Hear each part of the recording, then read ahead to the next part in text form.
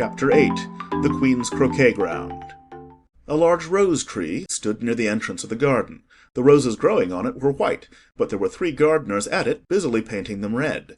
Alice thought this a very curious thing, and she went nearer to watch them, and just as she came up to them she heard one of them say, "Look out now, 5. Don't go splashing paint over me like that." "I couldn't help it," said 5 in a sulky tone. 7 jogged my elbow. On which 7 looked up and said, "That's right, 5. Always lay the blame on others." "You'd better not talk. said 5. I heard the Queen say only yesterday you deserve to be beheaded." "What for?" said the one who had spoken first. "That's none of your business, 2. said 7. "Yes, it is his business, said 5. and I'll tell him. It was for bringing the cook tulip roots instead of onions." 7 flung down his brush and had just begun, Well, of all the unjust things." when his eye chanced to fall upon Alice as she stood watching them, and he checked himself suddenly. The others looked round also, and all of them bowed low. "Would you tell me," said Alice a little timidly. "why you are painting those roses?" 5 and 7 said nothing, but looked at 2. 2 began in a low voice. "Why, the fact is, you see, miss, this here ought to have been a red rose tree, and we put the white one in by mistake, and if the Queen was to find it out, we should all have our heads cut off, you know. So you see, miss, we are doing our best before she comes to." At this moment 5, who had been anxiously looking across the garden, called out, "The Queen! The Queen!" and the 3 gardeners instantly threw themselves flat upon their faces. There was a sound of many footsteps, and Alice looked round, eager to see the Queen. First came 10 soldiers carrying clubs. These were all shaped like the 3 gardeners, oblong and flat, with their hands and feet at the corners. Next the 10 courtiers. These were ornamented all over with diamonds, and walked 2 and 2 as the soldiers did. After these came the royal children. There were 10 of them, and the little dears came jumping merrily along hand in couples. They were all ornamented with hearts. Next came the guests, mostly kings and queens, and among them Alice recognized the White Rabbit. It was talking in a hurried, nervous manner, smiling at everything that was said, and went by without noticing her. Then followed the Knave of Hearts, carrying the king's crown on a crimson velvet cushion, and last of all this grand procession came the King and Queen of Hearts. Alice was rather doubtful whether she ought not to lie down on her face like the 3 gardeners, but she could not remember ever having heard of such a rule of processions. "And besides, what would be the use of a procession, Thought she, if people had all to lie down upon their faces, so that they couldn't see it?" so she stood still where she was and waited. When the procession came opposite to Alice, they all stopped and looked at her, and the Queen said severely, "Who is this?" She said it to the Knave of Hearts, who only bowed and smiled in reply. "Idiot!" said the Queen, tossing her head impatiently, and turning to Alice she went on, "What's your name, child?" "My name is Alice, so please your Majesty." said Alice very politely, but she added to herself, "Why, they're only a pack of cards, after all. I needn't be afraid of them." "And who are these?" said the Queen, pointing to the 3 gardeners who were lying round the rose-tree. For, you see, as they were lying on their faces, and the pattern on their backs was the same as the rest of the pack, she could not tell whether they were gardeners, or soldiers, or courtiers, or 3 of her own children. "How should I know?" said Alice, surprised at her own courage. "It's no business of mine." The Queen turned crimson with fury, and after glaring at her for a moment like a wild beast, screamed, "Off with her head!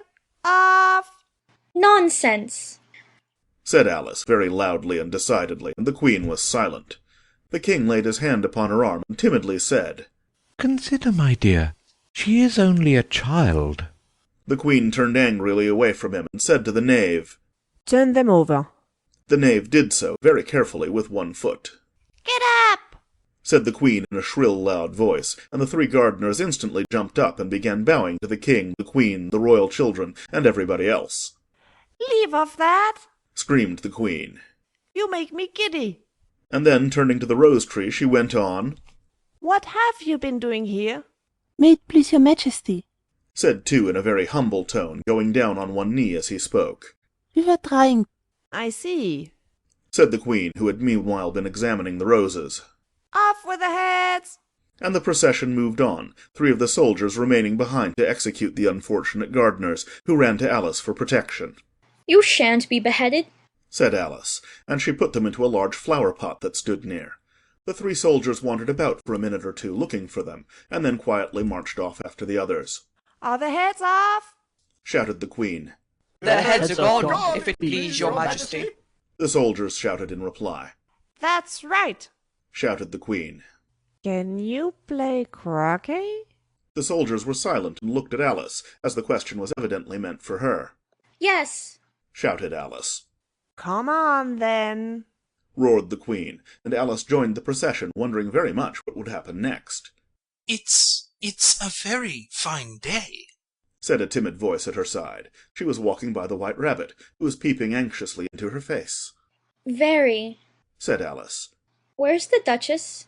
Hush, hush, said the rabbit in a low, hurried tone. He looked anxiously over his shoulder as he spoke, and then raised himself upon tiptoe, put his mouth close to her ear, and whispered. She's under sentence of execution. What for? said Alice. Did you say, what a pity? The rabbit asked. No, I didn't, said Alice. I don't think it's at all a pity.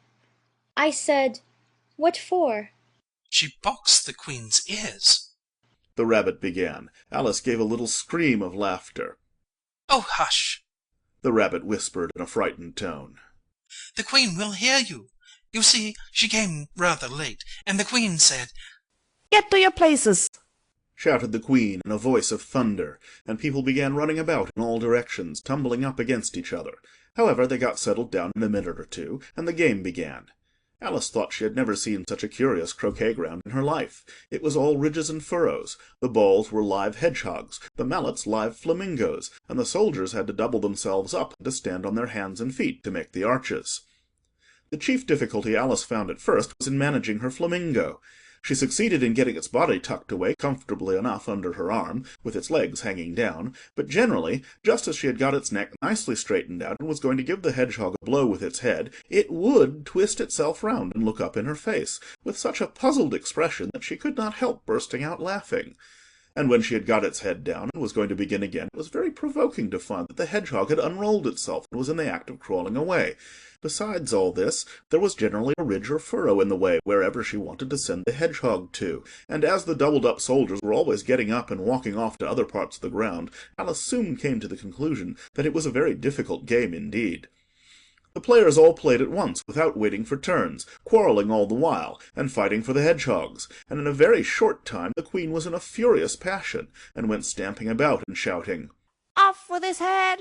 or Off with a head! About once in a minute. Alice began to feel very uneasy. To be sure, she had not as yet had any dispute with the Queen, but she knew that it might happen any minute. And then, thought she, what would become of me? They're dreadfully fond of beheading people here. The great wonder is that there's anyone left alive. She was looking about for some way of escape, and wondering whether she could get away without being seen, when she noticed a curious appearance in the air. It puzzled her very much at first, but after watching it a minute or two, she made it out to be a grin, and she said to herself, It's the Cheshire Cat. Now I shall have somebody to talk to. How are you getting on? said the cat, as soon as there was mouth enough for it to speak with. Alice waited till the eyes appeared, and then nodded. It's no use speaking to it, she thought, till its ears have come. Or at least one of them. In another minute the whole head appeared, and then Alice put down her flamingo and began an account of the game, feeling very glad she had someone to listen to her. The cat seemed to think that there was enough of it now in sight, and no more of it appeared. I don't think they play at all fairly. Alice began in rather a complaining tone. And they all quarrel so dreadfully one can't hear oneself speak, and they don't seem to have any rules in particular. At least, if there are, nobody attends to them. And you've no idea how confusing it is, all the things being alive. For instance, there's the arch I've got to go through next, walking about at the other end of the ground. And I should have croqueted the Queen's hedgehog just now, only it ran away when it saw mine coming. How do you like the Queen? said the cat in a low voice. Not at all, said Alice. She's so extremely... Just then she noticed that the Queen was close behind her, listening, so she went on, likely to win, that it's hardly worthwhile finishing the game. The Queen smiled and passed on. Who are you talking to? said the King, going up to Alice and looking at the cat's head with great curiosity. It's a friend of mine, a Cheshire cat, said Alice. Allow me to introduce it. I don't like the look of it at all, said the king. However, it may kiss my hand if it likes. I'd rather not, the cat remarked. Don't be impertinent, said the king. And don't look at me like that. He got behind Alice as he spoke. A cat may look at a king, said Alice. I've read that in some book, but I don't remember where. Well, it must be removed, said the king very decidedly, and he called the queen, who was passing at the moment. My dear, I wish you would have this cat removed. The queen had only one way of settling all difficulties, great or small. Off with his head! She said, without even looking round. I'll fetch the executioner myself, said the king eagerly, and he hurried off. Alice thought she might as well go back and see how the game was going on, as she heard the queen's voice in the distance screaming with passion. She had already heard her sentence 3 of the players to be executed for having missed their turns, and she did not like the look of things at all, as the game was in such confusion that she never knew whether it was her turn or not. So she went in search of her hedgehog. The hedgehog was engaged in a fight with another hedgehog, which seemed to Alice an excellent opportunity for croqueting one of them with the other. The only difficulty was that her flamingo was gone across to the other side of the garden, where Alice could see it trying in a helpless sort of way to fly up into a tree. By the time she had caught the flamingo and brought it back, the fight was over, and both the hedgehogs were out of sight. But it doesn't matter much, thought Alice, as all the arches are gone from this side of the ground. So she tucked it away under her arm that it might not escape again, and went back for a little more conversation with her friend. When she got back to the Cheshire Cat, she was surprised to find quite a large crowd collected round it.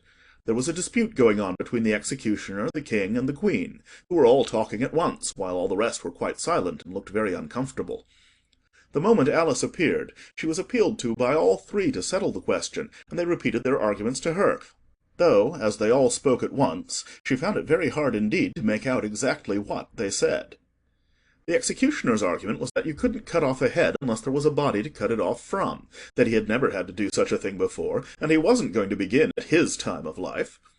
The king's argument was that anything that had a head could be beheaded, and that you weren't to talk nonsense.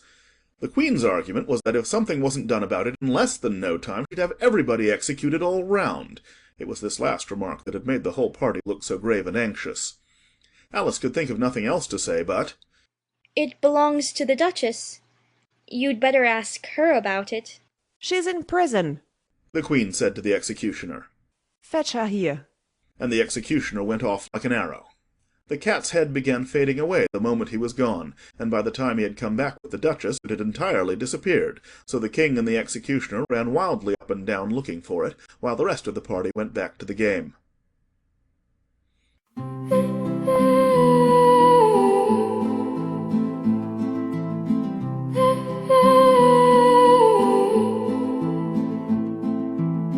I saw a rabbit running fast,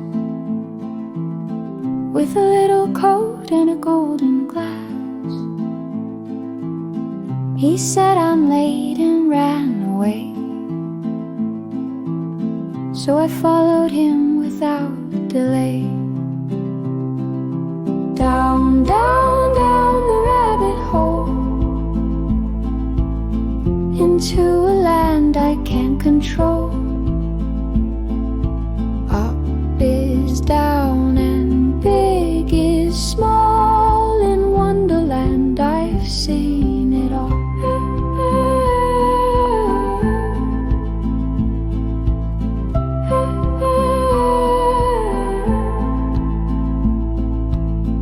A smiling cat up in a tree, he disappeared and laughed at me. A hatter poured me tea with flair, at a party with no room to spare. Down, down, down the rabbit hole, into a land I can't control.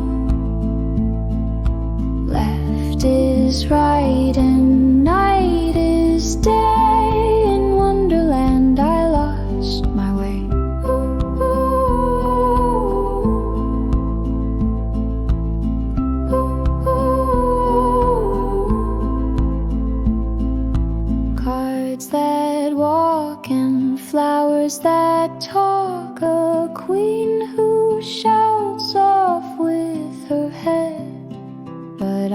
just smiled, took a breath, and woke up safe back in